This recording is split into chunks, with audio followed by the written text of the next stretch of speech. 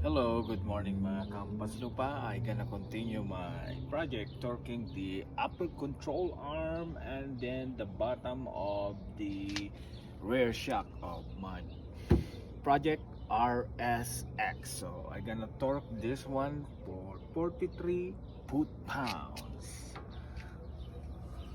Okay, set my torque wrench. Ikam dito na ibuyang. Yay! And then just pull it.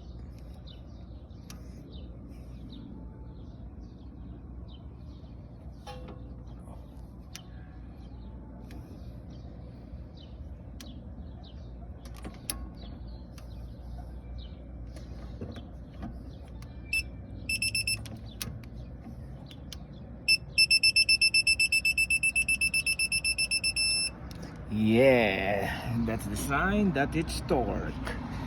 Alright, this is Clem Hampas Lupa. See ya!